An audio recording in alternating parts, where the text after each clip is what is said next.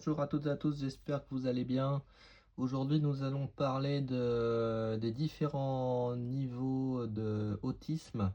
Euh, il faut savoir que la classification de l'autisme en trois niveaux différents est actuellement beaucoup utilisée dans les pays anglo-saxons, bon, surtout aux États-Unis.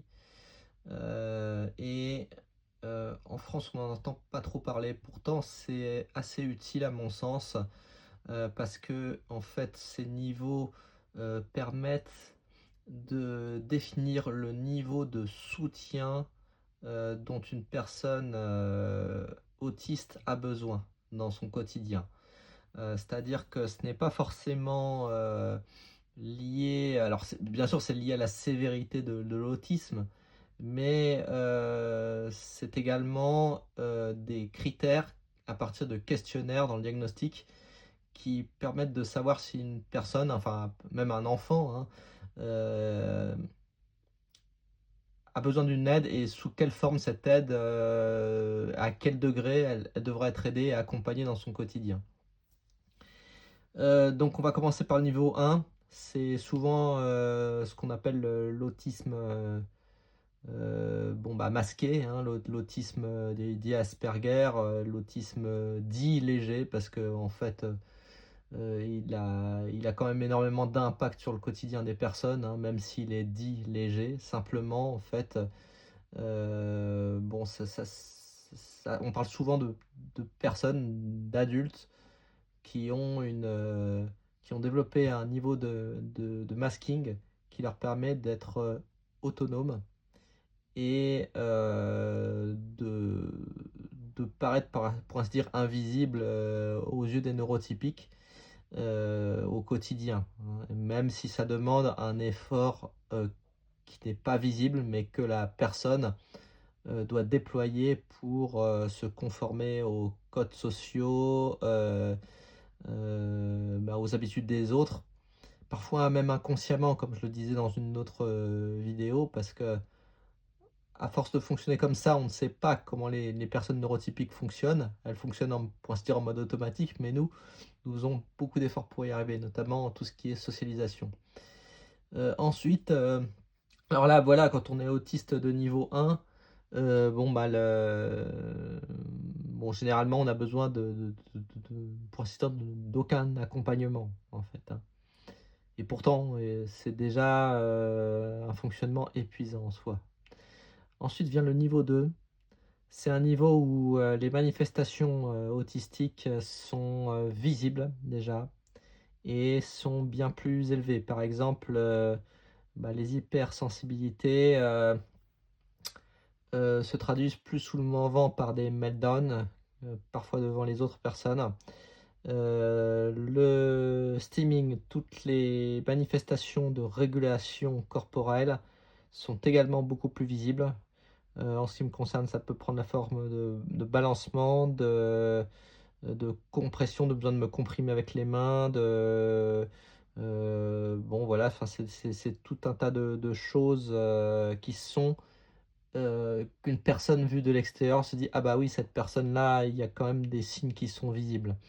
Et à partir de ce moment-là, quand l'autisme de niveau 2, il est convenu qu'un accompagnement de la personne doit être fait pour certaines choses de sa vie quotidienne. Parce que souvent, quand on est un autiste de niveau 2, hem, les problèmes de fonction exécutive sont beaucoup plus lourds. C'est-à-dire qu'une personne qui est en niveau 2 va avoir beaucoup de mal pour, par exemple, se brosser les dents tous les jours, se laver, par exemple, se lever le matin, des choses comme ça. C'est-à-dire que ce sont, c'est la dysfonction exécutive, voilà, est très forte souvent dans ce niveau d'autisme et bah, un accompagnement, peut être, et permet à la personne de réaliser ses tâches, et éventuellement par la suite de redevenir autonome. Mais elle traverse quand même des moments, où c'est extrêmement compliqué pour s'occuper d'elle-même. Enfin, l'autisme de niveau 3, qualifié d'autisme sévère, donc c'est là que les interactions sociales sont les plus, compliquées, et également c'est là que, bah, un accompagnement, les personnes ne sont pas du tout autonomes. C'est-à-dire que ces personnes, doivent, bah, pour beaucoup d'entre elles, vivent dans un foyer, ou bien leurs parents, doivent être, tout le temps à leur côté pour, les assister dans tout ce qui touche à la vie quotidienne, l'hygiène, le manger, des choses comme ça, et là également heu,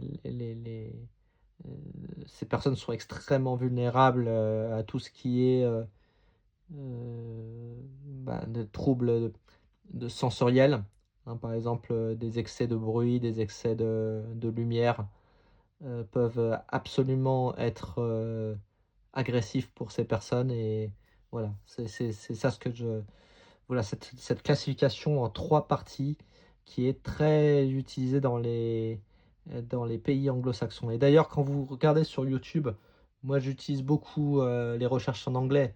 Si vous tapez des recherches, autisme, level 1, 2, 3, bah, vous allez avoir tout un tas de vidéos, qui vont, vous expliquer, donc là vous pourrez mettre les sous-titres éventuellement si vous en avez besoin.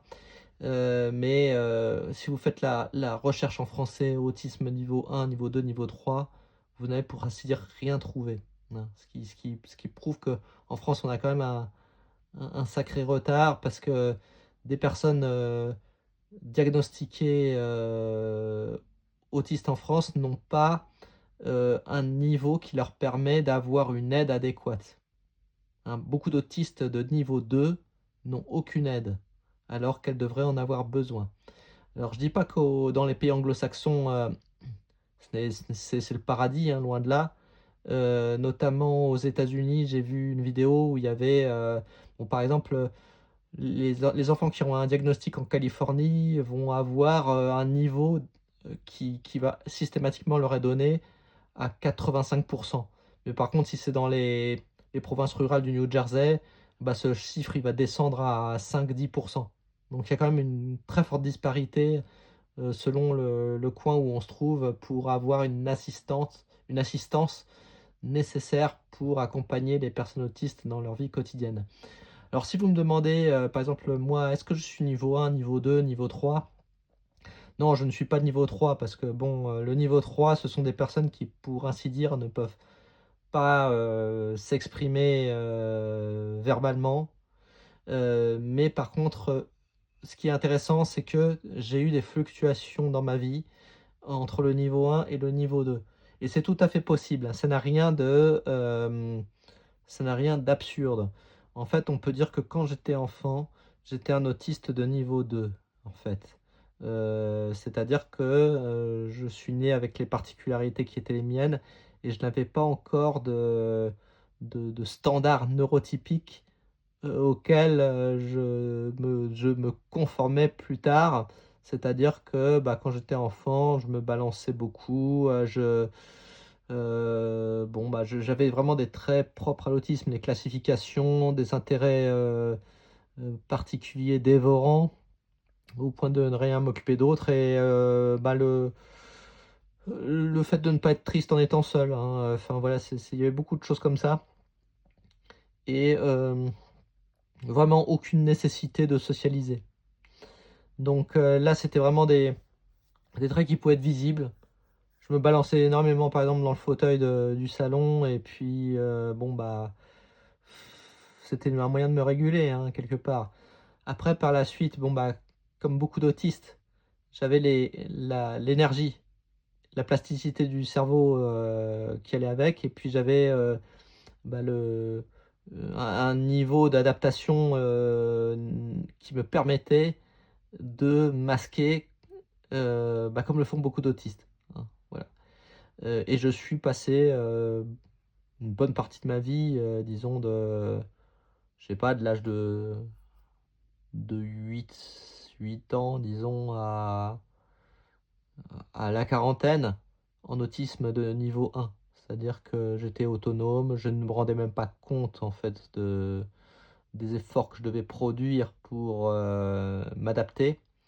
Et ce n'est que quand le burn-out autistique est apparu que, en fait, je suis revenu dans des caractéristiques propres à l'autisme de niveau 2. C'est-à-dire que, bah, les manifestations visuelles étaient à nouveau très flagrantes et bah, la dysfonction exécutive également parce que c'est-à-dire que il m'arrivait plusieurs fois de sauter un brossage de dents, de même de me laver, des choses comme ça et ça, ce sont des signes qui ne sont vraiment pas anodins, hein. C'est-à-dire que, hem, je mettais toute mon énergie dans le travail et puis après le reste du temps, j'avais plus du tout d'énergie pour m'occuper de moi à la maison. Alors si vous voulez, bon, j'ai une compagne, bon, on a le même fonctionnement, on arrive à se soutenir, à nous pousser l'un l'autre. Mais, si j'étais tout seul, je ne vous dis pas, je ne peux pas, dire dans quel état j'aurais pu tomber en fait, hein, même déjà en autisme de niveau 2. Hem, Maintenant, bon, le gros du burn-out autistique est passé. J'ai eu également des gros problèmes de proprioception. J'ai eu également des gros problèmes de motricité fine. Ça aussi, hein, c'est vraiment, des choses qui sont très visibles et qui peuvent être effrayantes, en fait, quand on n'a jamais eu ça. Parce que ces manifestations d'autisme de niveau 2, je les avais jamais eues quand j'étais enfant. Mais là, j'étais dans un tel état d'épuisement, en fait, que, ben, j'étais au plus mal. Mon cerveau ne filtrait plus rien, en fait et j'étais, contrairement à un enfant, je n'avais plus d'énergie, en fait. Voilà, donc voilà, là j'alterne entre, j'ai tendance à revenir vers le niveau 1 maintenant que le gros du burn-out est derrière, mais ceci étant dit, j'ai trouvé des stratégies pour, gérer l'énergie, mon énergie moins forte et que je ne retrouverai sans doute pas à 100. Donc je dois gérer cette énergie et voilà, il y a des traits que volontairement, je ne masque plus, donc je peux être considéré un peu à cheval sur l'autisme de niveau 2 et le niveau 1 après le burn-out. Voilà, donc merci pour votre écoute et puis bonne journée à toutes et à tous. Merci.